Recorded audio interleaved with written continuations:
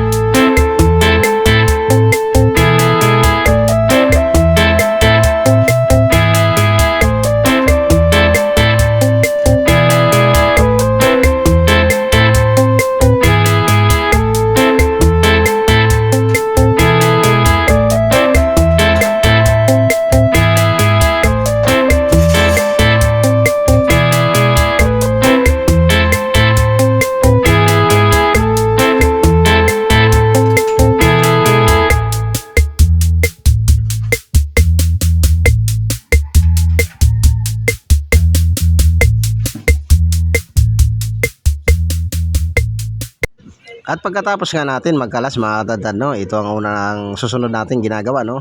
Linilinis natin ang misa ng ating paglalatagan ng ating panindang karne. Ayan. At linilinis nga natin na maigi yan. At susunod natin dyan ang sangkalan, no. I-plaster natin sangkalan.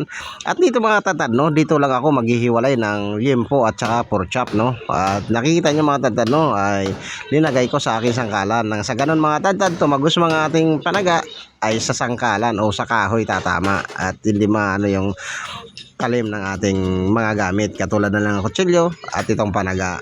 At ang ginagamit ko nga dito pantastas na panaga mga tatad, no, ay ang ginagamit ko dito sa pang chop ng ating mga customer, no, sa ating mga binibili ng ating mga customer. Ayan. At dito mga tatad, no, ay diretso ko nilinisan itong limpo at may order nga sa atin na 1 kilo. At yun mga katadad, hihiwain natin yung order agad dito, no, gawa ng ang usapan o yung talagang saktong oras ay kailangan nating maabot yung saktong oras ng pag-pick up ng ating customer. At mahalaga po yun mga tatad, nang sa ganun ay babalik-balikan tayo ng ating customer. At pag sinabing order, kaya nga sila nag-order, no, ay para pagdating nila ay okay na or naka-reserve na yung para sa kanila. At dito mga titanaw, nakakita nyo napakaganda ng ating baboy sa araw na ito. Kaso yun nga, may kaliitan talaga. Kaya napapansin nyo, no, ang hiwa ko ng limpo ay hindi gaano manipis. Sapagkat pag ninipisan nyo ito mga katadtad ay napakaano nito, napaka-liit na. At pag inihaw nyo, baka mamaya malaglag na ito sa ihawan. At ito, ganito lang ang diskarte natin, no, sa pag-slice pag maliit ang ating panindang baboy. At ayun nga, tapos na natin sa 1 kilo, no. Isusunod naman natin yung ribs. Ayan, may order din siya na 2 kilong ribs. Kaya hiniwa na rin natin ng pangkalderita. At ang request niya ay medyo maliit lang. Kaya ayan mga katadad, ganyan talaga ang ating cut ng ating ribs na pangkalderita. At ayun nga, naayon pa rin tayo sa request ng ating customer. Ayun mga tatad, no, shoutout pala dyan sa ating mga silent viewers, mga subscriber natin, at sa patuloy na sumusuporta sa ating munting channel, at sa mga walang sawang nanonood sa ating mga munting video. Ayan, sa mapagpalang araw mga tatad, and then salamat sa inyong suporta, at God bless us all mga tatad.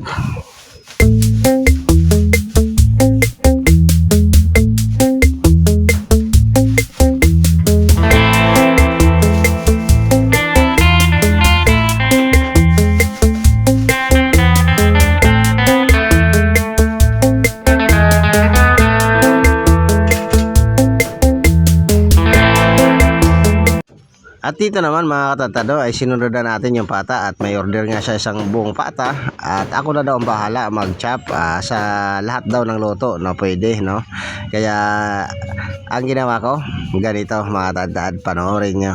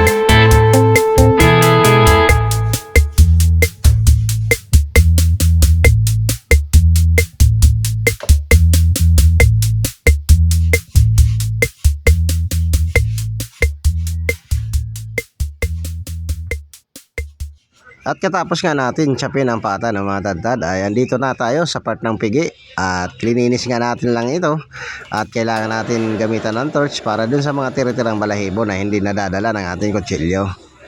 At ako naman mga tadtad, pag naghahanda talaga ng panindang karne ay gusto ko, sinisigurado ko talaga mga tadtad na malinis. Nang sa ganun mga tadtad, ang pagpili ng customer ay panalo o wala kang maririnig sa ating mga customer.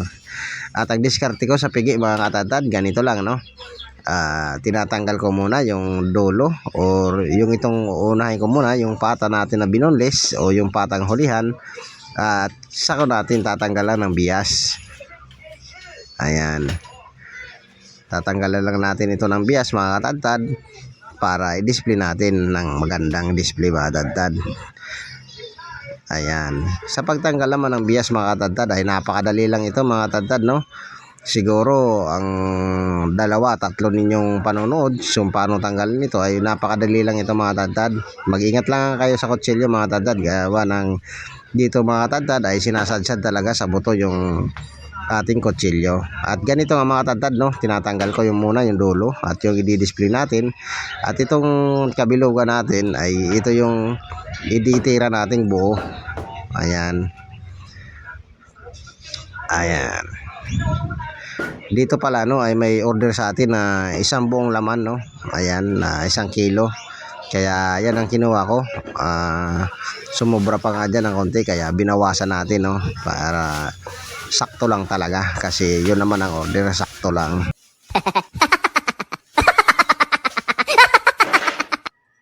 At ito nga mga tatadaw, ito yung kabilugan na ito ay isasabit lang muna natin yan at yan ang magsisilbing laman na nakasabit no o buong laman na nakasabit. Nang sa ganun mga tatad ay pang-attract ng ating mga solid kasuki.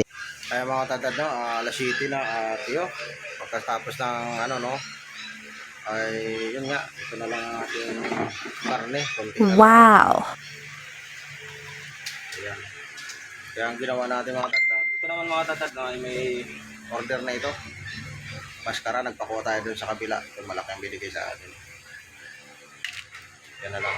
Kaya ang ginawa natin mga tatad ay ito. Ayan o. Kumuha na ako dun ng isang pigi sa freezer. Ayan, napakalaking pigi. Kaya ayun, singit na nga natin to. Oo, yan na uli ang ating sasalang. Ay mga tatad no, salamat sa inyong walang sawang panonood sa ating mga munting videos. At kung bago ka nga lang sa aking channel mga tatad no, mag-subscribe ka na para updated ka pa sa ating mga susunod pang mga episode o mga ating mga video na may na-upload dito sa ating munting channel. Tungkol buhay, meet shop o tindero. Alat siya mga tatad.